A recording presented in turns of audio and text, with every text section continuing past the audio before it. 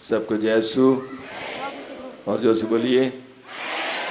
कुछ लोग मुस्कुरा नहीं रहे, मुस्कुरा के बोलिए हालेलुया, हालेलुया। हमें अपने जीवन में आनंदित रहने के लिए निर्णय लेना होगा। बोलिए हालेलुया, हालेलुया। हर विश्वासी को अपने जीवन में आनंदित रहने के लिए निर्णय लेना होगा, है ना। क्योंकि हमारी आदत रही है बचपन से ही रोना। बच्चा जन्म लेता है तो सब लोग चाहते हैं कि बच्चा रोए, अगर ना रोए तो पीटता है पीटता पीटता ताकि बच्चा रोए, बच्चा रोए तो अच्छा हुआ। तो ये रोने की आदत हमें बचपन से है, जन्म से है। और कुछ लोग जन्म से लेकर मरने तक रोते ही रहते हैं, हालेलुया, हालेलुया। लेकिन कुछ लोग जन्म से लेकर अंत तक मस्त रहते हैं, हंसते रहते हैं, मुस्कुराते रहते हैं, हालेलुया। हालेलुया। किसको देखने से आपको अच्छा लगता है, रोने वाले को देखने से कि हंसने वाले को देखने से? हंसने वाले को।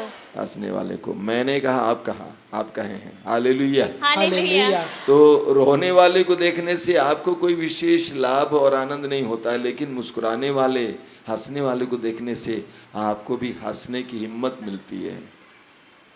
इसलिए रोना कम करना, स्तुति करना शुरू करना। अभी कुछ देर पहले फादर जी ने कहा कि प्रभु का वचन लेते हुए चिंता मत करो। प्रभु की एक शिक्षा है, बहुत ज़बरदस्त शिक्षा है, चिंता मत करो, चिंता मत करो, चिंता मत करो। जिस प्रभु ने कहा है हत्या मत करो, वही प्रभु कहता है चिंता मत करो। क्योंकि मनुष्य की आदत है, जैसा कि फादर बहुत अच्छा समझा रहे थे, मनुष्य की आदत है चिंता करना। लेकिन चिंता करने से आपको कुछ मिला नहीं है, प्रार्थना करने से बहुत कुछ मिला है। परसों एक छोटी लड़की आई थी, क्लास 9 में पढ़ रही है, शायद वो यहाँ पे बैठी है। उसने कहा, जानते हैं स्वामी जी, मेरे पापा बहुत शराब पीते थे, बहुत शराब पीते थे, काम के लिए जाते थे, हर शाम को आते थे, बहुत चिल्लाना मारना पीटना तोड़ फोड़। और हमारी मम्मी और हमारी नानी बहुत प्रार्थना करते थे, दिन रात प्रार्थना करते थे। जानते हैं अभी हमारे पापा शराब पीना तो छोड़ दिए, काम से वापस आते हैं, हाथ पैर धोकर फ्रेश होकर बाइबल लेके बैठते हैं, हमको पढ़ा के सुनाते हैं।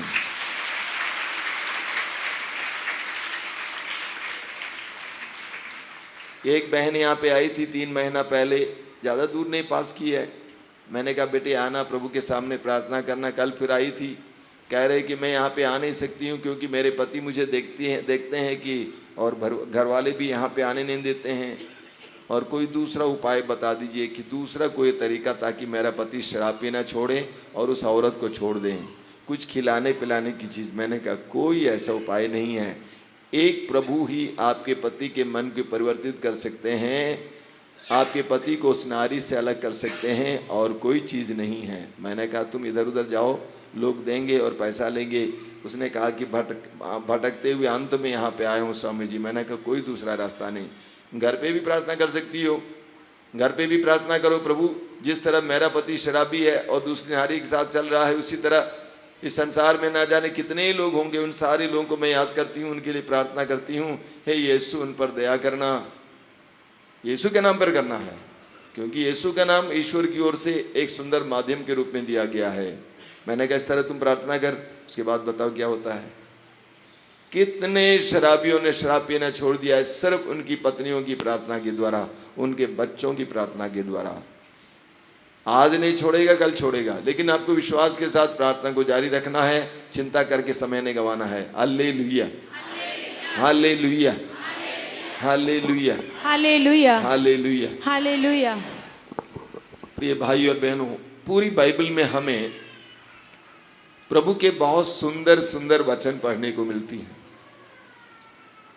और प्रभु अपने पवित्र वचनों के द्वारा हमारे जीवन में कार्य भी करते हैं, क्योंकि जैसे प्रभु कहते हैं वैसे करते भी हैं। प्रकाशना ग्रंथ के अध्याय 3 वाक्य 20 आपने बार बार सुना है। प्रकाशना ग्रंथ अध्याय 3 वाक्य 20 में लिखा हुआ है, मैं द्वार पर खड़ा होकर खटखटा रहा हूं, यदि कोई मेरी वाणी सुनकर मेरे लिए द्वार खोल देगा तो मैं आकर उसके साथ भोजन करूंगा और वह मेरे साथ। शायद आपने इसकी गहराई नहीं समझी है। मैं तुम्हारे हृदय के द्वार पर खड़ा होकर खटखटा रहा हूं। मैं तुम्हारे जीवन के द्वार पर खड़ा होकर खटखटा रहा हूं। मैं तुम्हारे घर परिवार के द्वार पर खड़ा होकर खटखटा रहा हूं, और ये मैं करता रहूंगा जब तक कि तुम नहीं खोलोगे। मैं वो स्थान नहीं छोड़ूंगा, क्योंकि मैंने ठान लिया है, क्योंकि मैंने तुमको प्रेम किया है। मैंने ठान लिया, अंत तक मैं खटखटाते रहूंगा। कितने लोगों ने यहां पर 10 साल पहले आवाज सुना, 20 साल पहले सुना, 5 साल पहले, 1 साल पहले, हो सकता है 1 महीना पहले सुना है। प्रभु कहते हैं मैं द्वार पर खड़ा होकर खटखटाता हूं और खटखटाते रहता हूं। यदि कोई मेरी वाणी सुनकर मेरे लिए अपने हृदय के द्वार को खोल देगा, अपने जीवन के द्वार को खोल देगा, अपने परिवार और घर के द्वार को खोल देगा, तो मालूम मैं क्या करूंगा? मैं आऊंगा और उसके साथ भोजन करूंगा। उसके पास जो नून रोटी है, जो रूखी सूखी सब्जी जो भी है, उसको मैं खाऊंगा।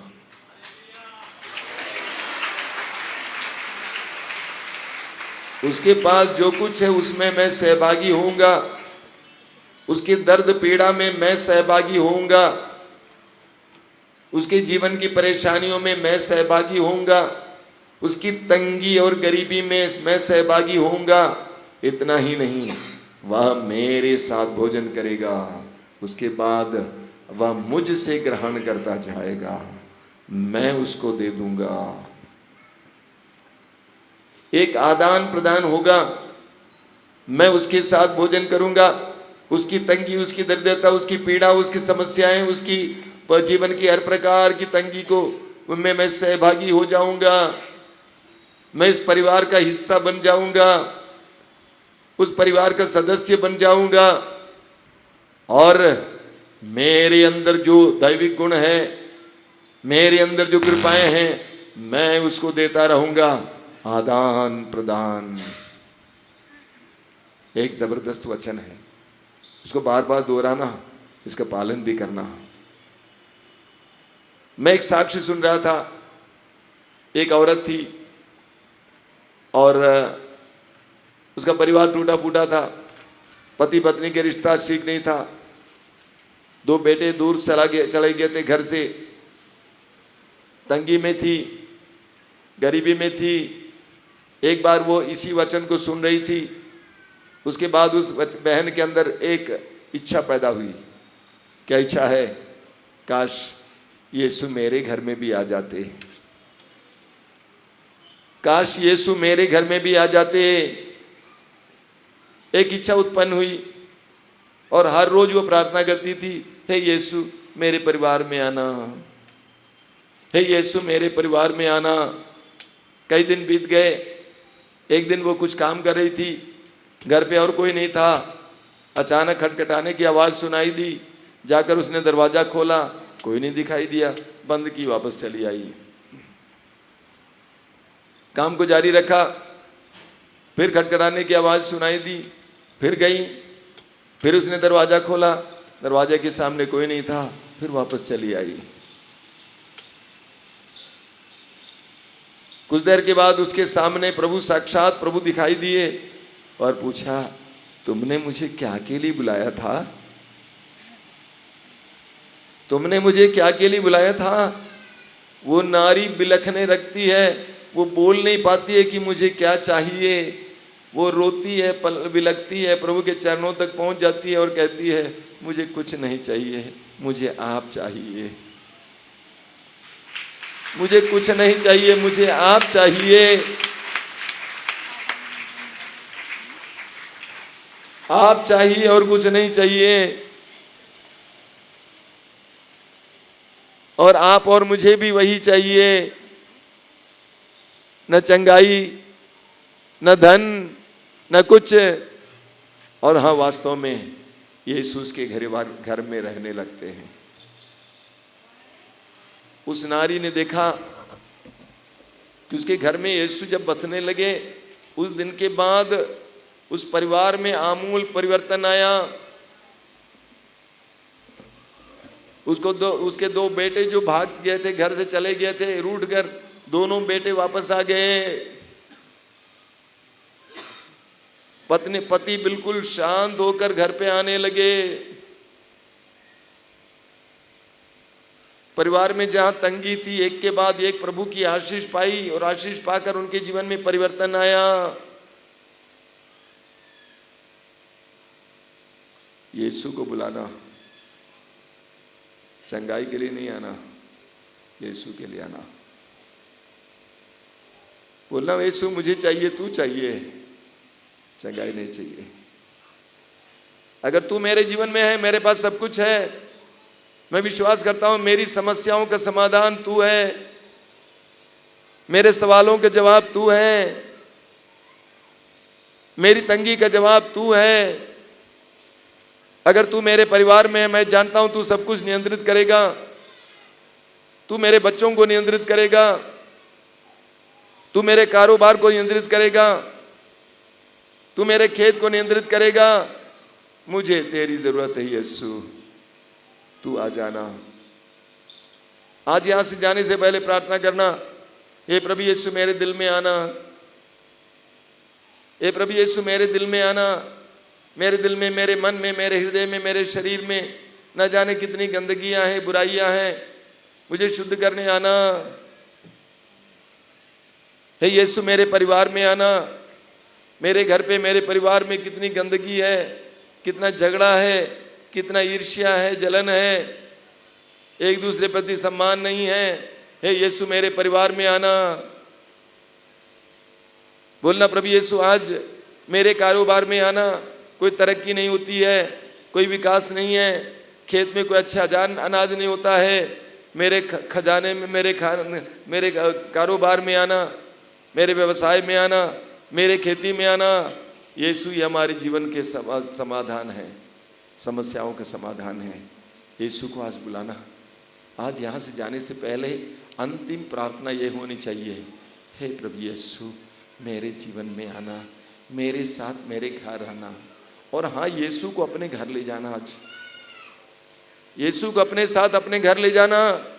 घर का दरवाजा खोलते ही कहना कि यीशु मेरे घर में आओ, आपका स्वागत है।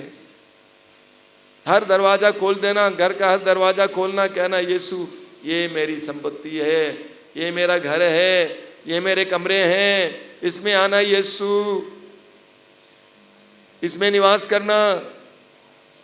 क्योंकि मैं जानता हूं जहां तू है वहां पे अशुद्ध आत्माएं नहीं हो सकती हैं, जहां तू है वहां पे बुराइयां नहीं हो सकती हैं। मेरे परिवार का तू मालिक बनना। आज शाम को यहां से जाने से पहले आप ऐसा निर्णय लेना। बोलिए hallelujah, hallelujah, hallelujah, hallelujah, hallelujah, hallelujah, hallelujah, hallelujah, hallelujah, hallelujah, hallelujah. Hallelujah. आप जानते हैं जिस देश में प्रभु यीशु का जन्म हुआ, प्रभु यीशु पले थे, उस देश का क्या नाम है? बेतलहम छोटी जगह का नाम है। देश का क्या नाम है? पूरे देश का भी, वो देश तो फलस्तीन में है, लेकिन बाद में जहाँ पे पला है उस देश का नाम है इस्राएल। क्या नाम है?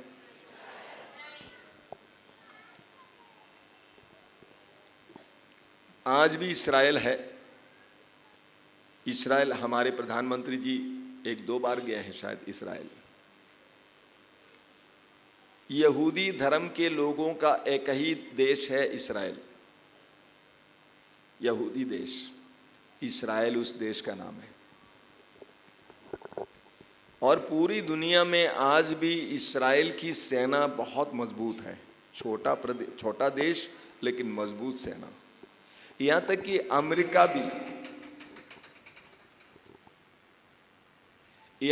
अमेरिका भी इस्राएल की सेना की मदद लेने को कभी कभी तैयार हो जाता है। छोटा देश लेकिन बहुत मजबूत देश, ईश्वर का सामर्थ्य वहां।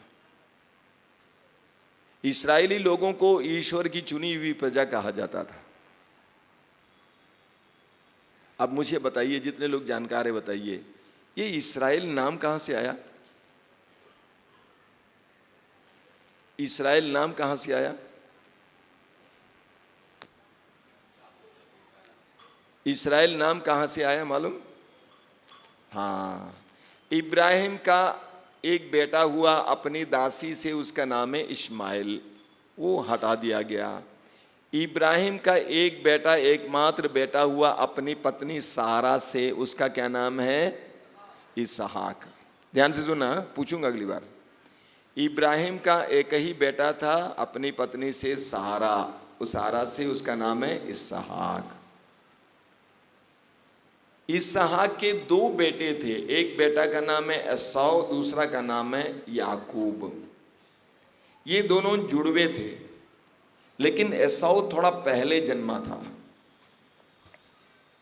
याकूब को एक स्वर्गदूत ने नाम दिया था इस्राएल। ख्याल करना, समझदार लोग समझना, याकूब को इस्राएल नाम दिया गया था। आज देश का नाम इस्राएल है, देश के वासियों को इस्राएली कहते हैं। देखिए, इब्राहिम के नाम पर देश नहीं है, इसहाक के नाम पर देश नहीं है, अन्य लोगों के नाम पर यश नहीं है, लेकिन देश है याकूब के नाम पर इस्राएल। मालूम, याकूब में एक बहुत बड़ी खूबी थी। वो खूबी यह थी कि याकूब हमेशा आशीर्वाद चाहता था। उत्पत्ति ग्रंथ के अध्याय 27 में हम पढ़ते हैं, जब इसहाक, याकूब का पिता इसहाक बूढ़ा हो गया था, अंधा हो गया था, मरने को था, इसहाक अपने बड़े बेटे एसाव को ज्यादा प्यार करता था। इसीलिए उससे कहा कि बेटा तुम एक काम कर, मेरे लिए शिकार खेलकर एक जानवर को पका के ले आओ, ताकि मैं खाऊंगा और तुमको आशीर्वाद दूंगा। ये बात एसाव और याकूब की मां ने सुन लिया। मां छोटे बेटे को ज्यादा प्यार करती थी, बाप बड़े बेटे को प्यार करते थे।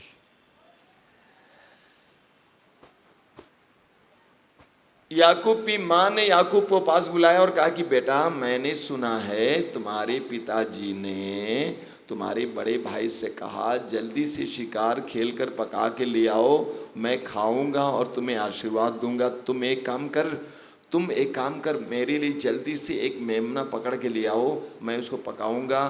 तुम अपने भाई का कपड़ा पहन लेना, क्योंकि भाई का शरीर रोएदार है, ज़्यादा बाल है का शरीर पर, उसको पहन लेना और जाके पिताजी को दे देना और वो तुमको आशीर्वाद देगा। याकूब ने कहा, माँ, कहीं पिताजी ने मुझे पकड़ लिया, झूठ पकड़ लिया तो? माँ ने कहा, कोई नहीं पकड़ेगा, जाओ।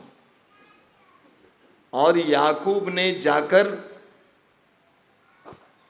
पिताजी से ये सब किया, खाना खिलाया। पिता ने कहा, इसहाक ने कहा, आवाज तो छोटे बेटे की है, लेकिन शरीर तो बड़े बेटे का है, कुछ भी हो आशीर्वाद दे दिया। अपने बड़े भाई का आशीर्वाद छोटे भाई ने छीन लिया। याकूब ने हालांकि धोखे से, लेकिन पिता का आशीर्वाद छीन लिया।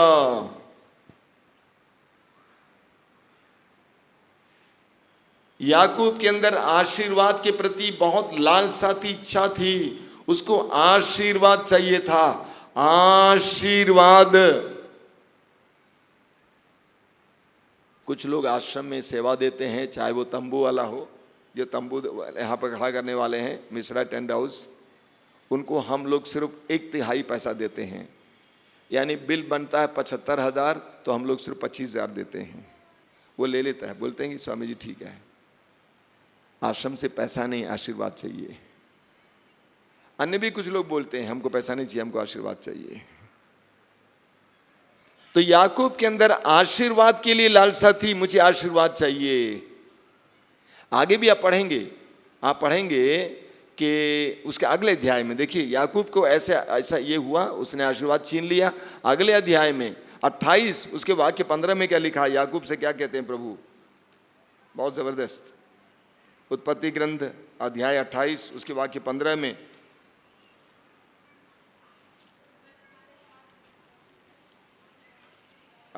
उसके वाक्य 15 में प्रभु ने क्या कहा, प्रभु ने कहा, मैं तुम्हारे साथ रहूंगा, तुम जहां कहीं भी जाओगे मैं तुम्हारी रक्षा करूंगा और तुम्हें इस प्रदेश से प्रदेश वापस ले आऊंगा, क्योंकि मैं तुम्हें तब तक नहीं छोड़ूंगा जब तक तुमसे जो कहा उसे पूरा ना कर दूं।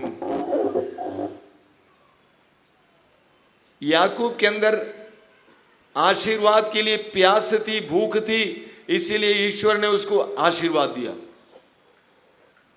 वायदा किया कि मैं तुम्हारे साथ रहूंगा। आगे पढ़ेंगे, आगे अध्याय 32 में पढ़ेंगे, अध्याय 32 में वाक्य 23 से पढ़ेंगे। एक रात को याकूब एक जगह पर अकेला पड़ा हुआ था, जंगल में सोया हुआ था, और उस समय याकूब के पास एक स्वर्गदूत आता है और याकूब से लड़ता है, कुश्ती करता है। याकूब मजबूत था, स्वर्गदूत एक कुश्ती करता है, स्वर्गदूत उसको हरा नहीं पाया। पूरी रात कुश्ती चलती रही, कुश्ती चलती रही। अंत में स्वर्गदूत ने उसके जांग के नस पर प्रहार किया और जांग अलग हो गया।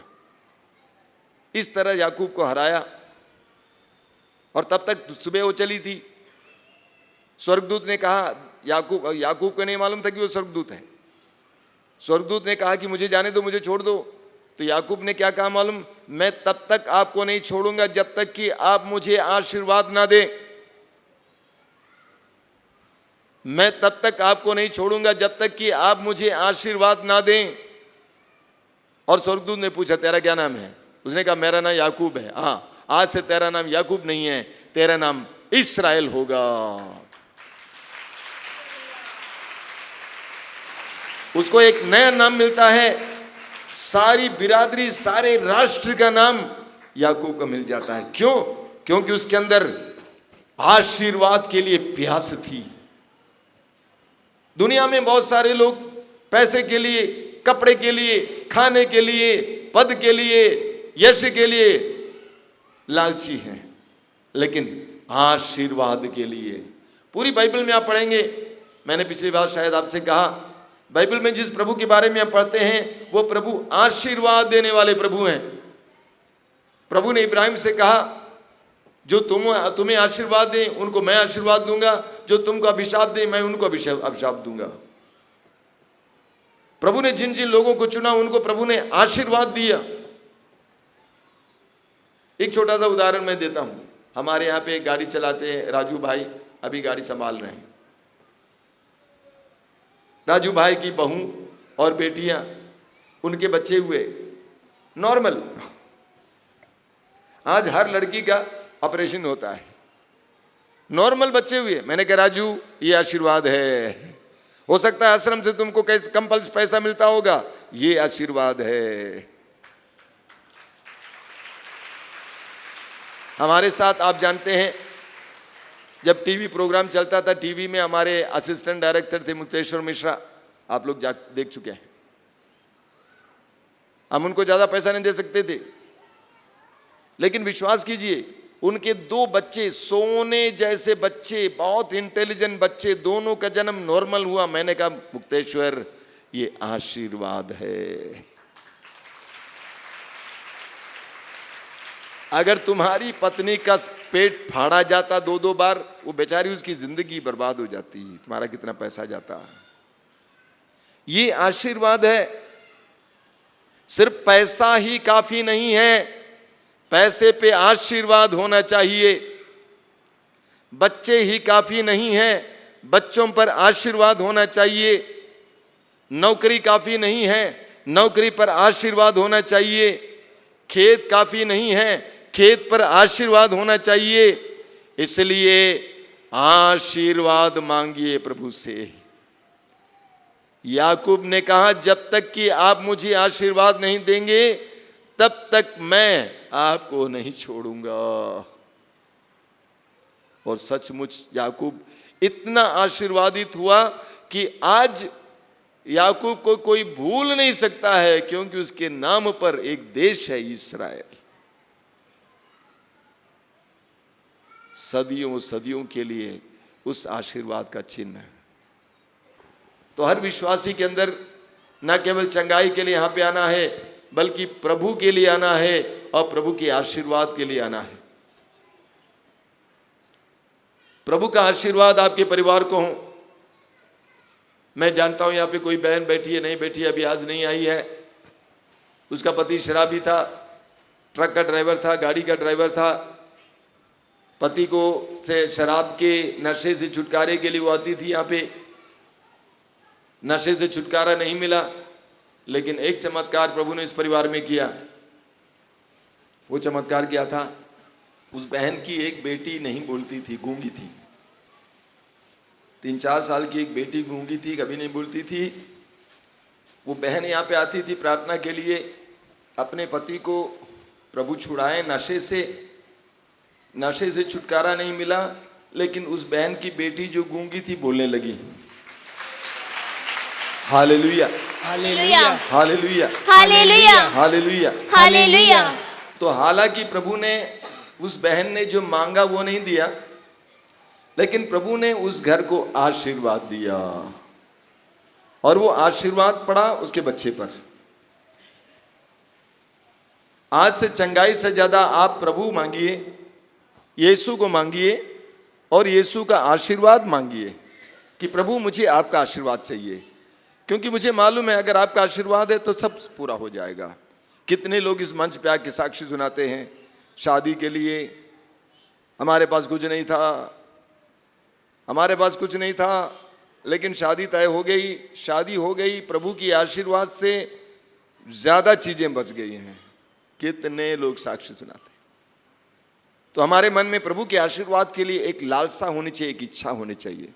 सुसमाचार में हम पढ़ते हैं कि प्रभु यीशु के चारों ओर हजारों की संख्या में लोग इकट्ठे थे, जहां कहीं भी जाते थे भीड़ भीड़ भीड़। लेकिन उसमें से कुछ लोगों को ही विशेष आशीर्वाद प्राप्त हुआ। उदाहरण के लिए लूकस के सुसमाचार के अध्याय 5 में पढ़ते हैं, एक बार प्रभु यीशु कफरनाहूम एक जगह का नाम है, कफरनाहूम में प्रभु यीशु एक घर में बैठ के सुसमाचार सुना रहे थे। घर के अंदर और बाहर बहुत बड़ी भीड़ इकट्ठी हुई थी।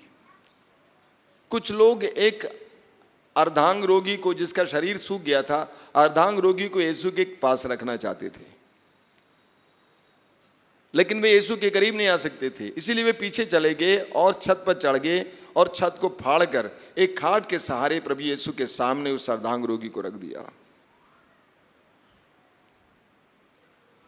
लोगों के विश्वास को देखकर प्रभु ने कहा कि पुत्र, तुम्हारे पाप क्षमा हो गए। सुनने वालों ने कहा कि कौन पाप क्षमा कर सकता है, ईश्वर को छोड़कर और कौन पाप क्षमा कर सकता है।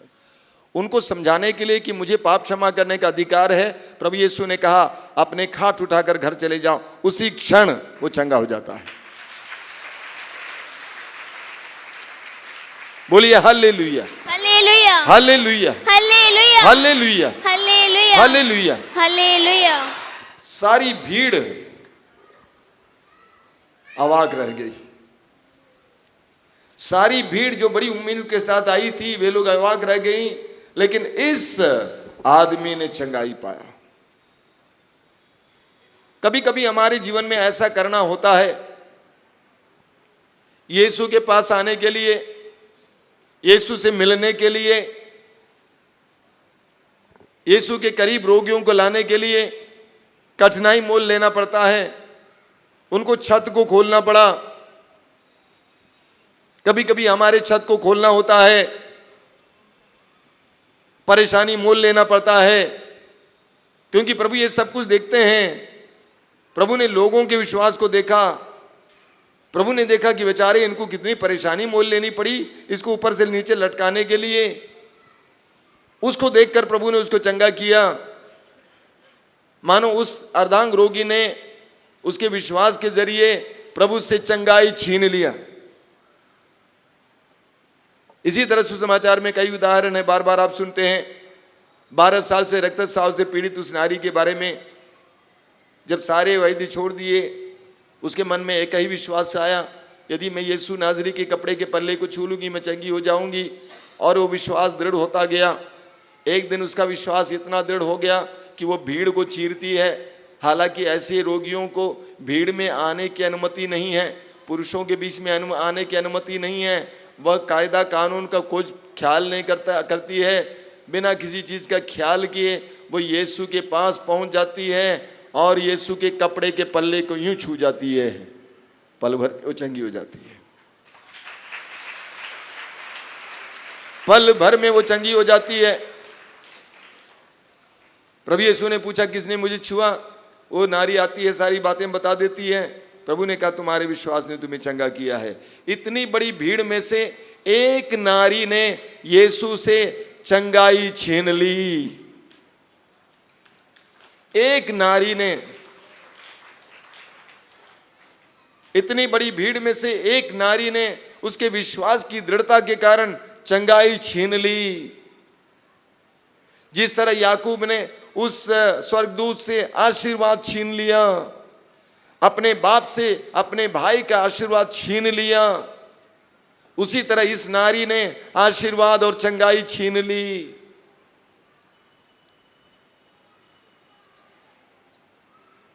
जेरिको नगर से यीशु जा रहे थे, बहुत बड़ी भीड़ थी। इतनी बड़ी भीड़, उसकी आवाज को सुनकर एक अंधा व्यक्ति पूछता क्या हो रहा है। जब उसको पता चलता है यीशु नाज़री यहां से गुजर रहे हैं, वो चिल्लाने लगता है, जोर जोर से चिल्लाता है। इतनी आवाज में चिल्लाता है कि आवाज प्रभु के पास पहुंच जाती है। प्रभु रुक जाते हैं, प्रभु उसको चंगा कर देते हैं। सारी भीड़ दांतों तले उंगली दबाकर रह गई, अवाक रह गई।